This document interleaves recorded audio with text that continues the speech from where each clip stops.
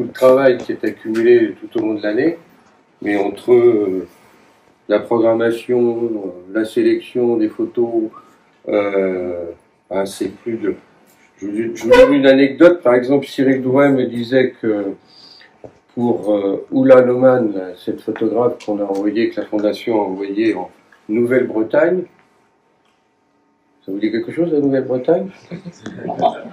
Question? Champion 6, toi tu étais... Non, regarde pas sur Google, hein. Allez, dehors. Non, mais moi je connaissais pas avant. Hein.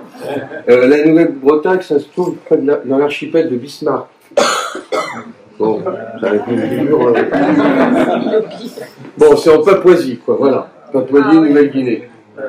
Et Oula Lohmann, qui est une photographe allemande, est partie plusieurs semaines là-bas pour faire ce sujet.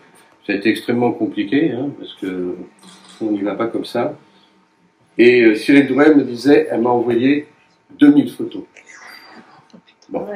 Donc, 2000 photos, ça veut dire que il faut faire un sujet à peu près avec 40 à 50 photos. Donc vous voyez le boulot.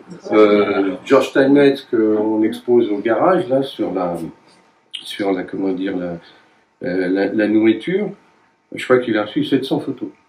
Donc derrière, il faut faire un gros travail, ce qu'on appelle editing, et après l'écriture. Donc c'est un travail énorme. Bon, comme vous le savez, après, quand on a choisi, on fait de l'impression des photos. Hein. Et l'impression des photos, il faut aller vérifier en amont. On fait des tests, hein, n'est-ce pas, Camille ? On fait des tests en labo, donc chaque photographe est très attentif au rendu de ce que ça va donner au niveau des tirages en grand format. Et puis après ça, on fait les tirages qui arrivent donc à l'Agassiz, n'est-ce pas? Ils arrivent à l'Agassiz ouais. Donc après, il y a toute la mise en place, et il y a bien évidemment toute la mise en place en amont de toutes les structures sur lesquelles vous travaillez, les coups de pinceau, d'après ce que je sais, mademoiselle, il y a une vraie, t'as donné beaucoup de coups de pinceau. C'est vrai? Bravo.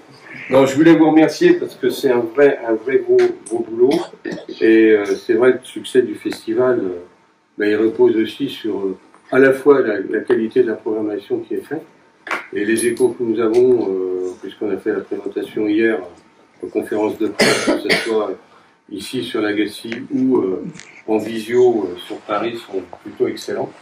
Hein, ils sont toujours au même niveau, je dirais, d'excellence.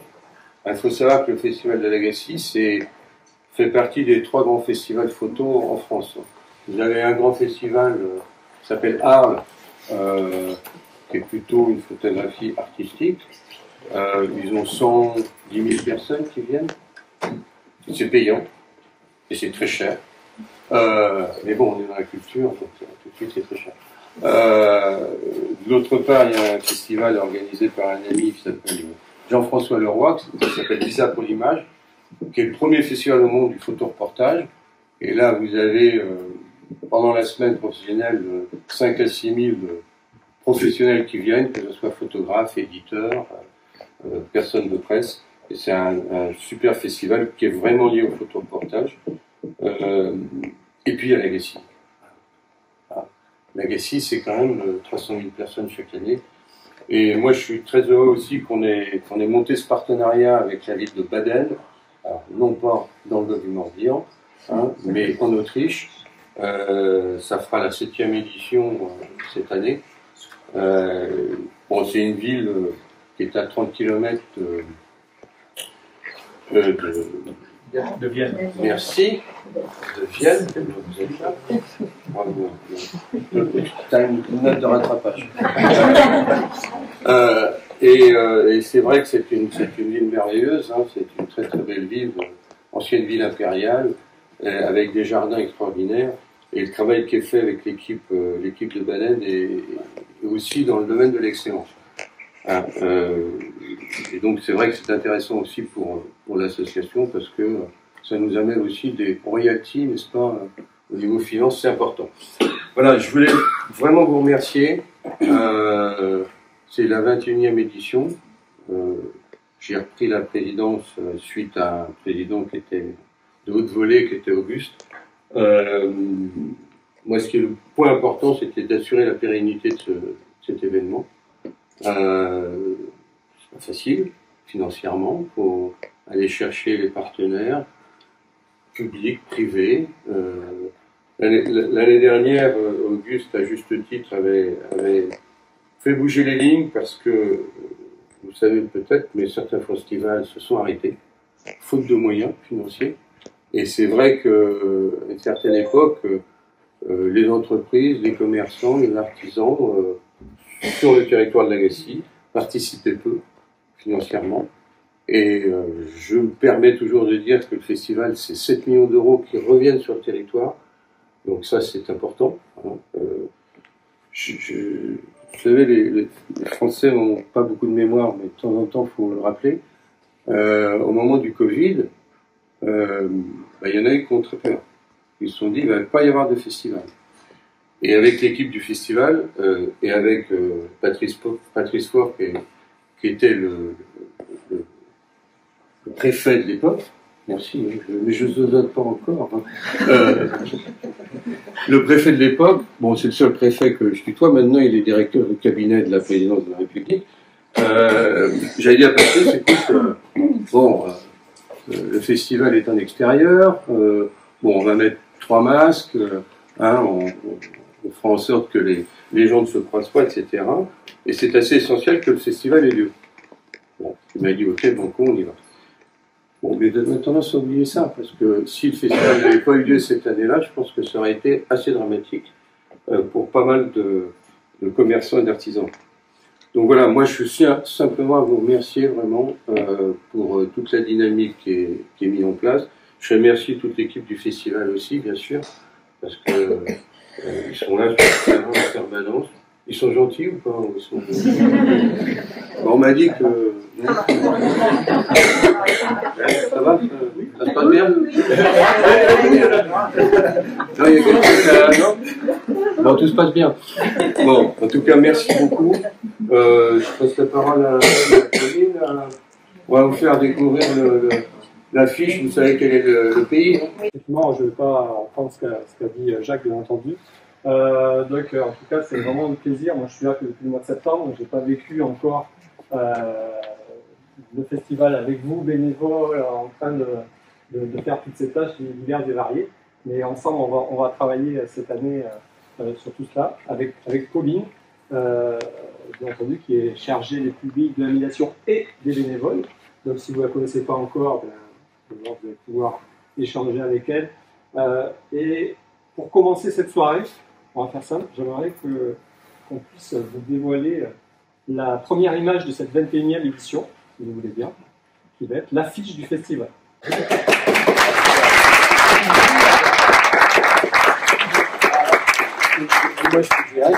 Symbolique.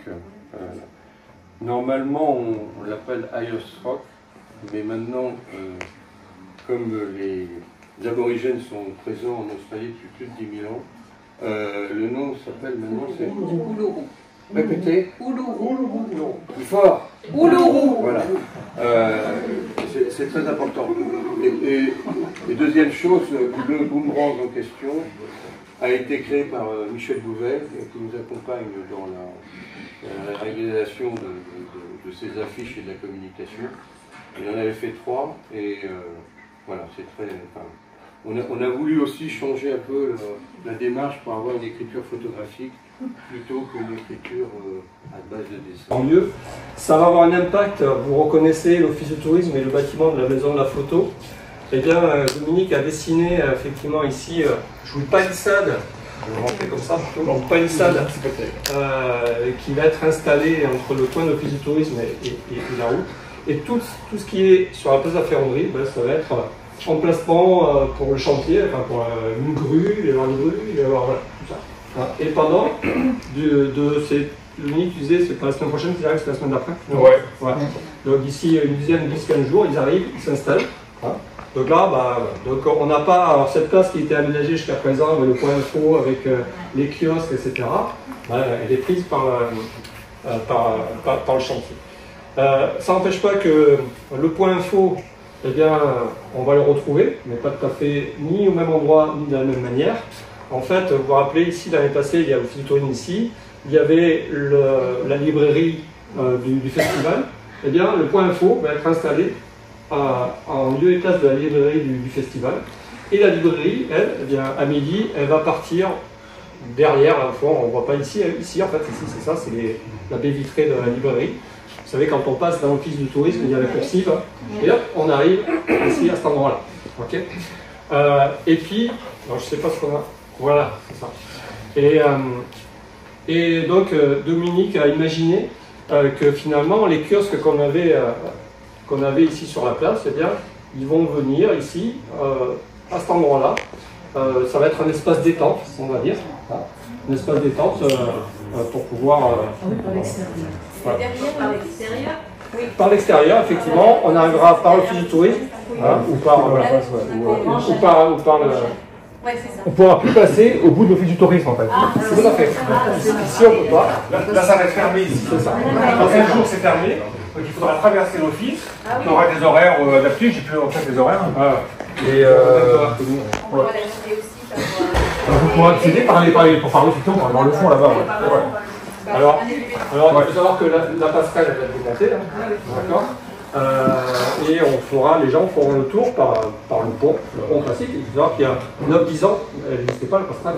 Les gens, pour ceux qui s'en souviennent, et il n'y était pas. Donc ils feront le tour et on va avoir une signalétique renforcée avec l'équipe de la com qui s'occupe de cet aspect.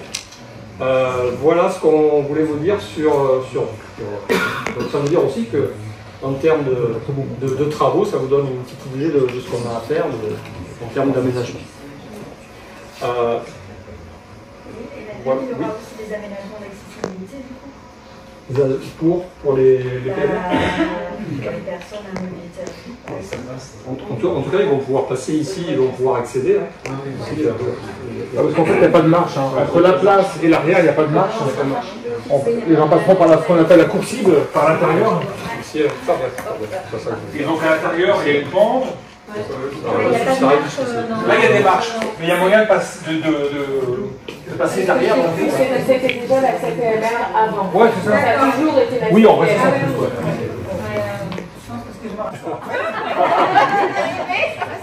Il y aura une passerelle en pente qui partira de la passerelle actuelle jusqu'ici, qui sera en pente, sans marche. Contrairement à ici où on a des marches. Ce sera bien après ça. Il y aura deux expositions. Une qui va rappeler l'historique des photographes qui sont depuis 9 ans, qui ont été de la Fondation Yves Rocher, d'une part, et de l'autre côté, on verra en opposition, il va y avoir la présentation des CV Photo Awards. Les CV Photo Awards, CV, c'est un partenaire, vous savez, les albums CV quand on veut imprimer des photos, etc. Donc c'est un partenaire depuis plusieurs années. Et cette année, on va mettre en avant leur concours photo. Leur concours photo, merci. Leur concours photo, qui est un concours je crois, international, en tout cas, c'est sûr. Et les 10 gagnants de leur concours photo qui seront mis en avant dans cette coursive. Voilà. Voilà, si vous n'avez pas d'autres questions, on va passer à la suite avec, pour commencer, au niveau de la programmation. C'est parti. C'est moi qui me lance. Alors,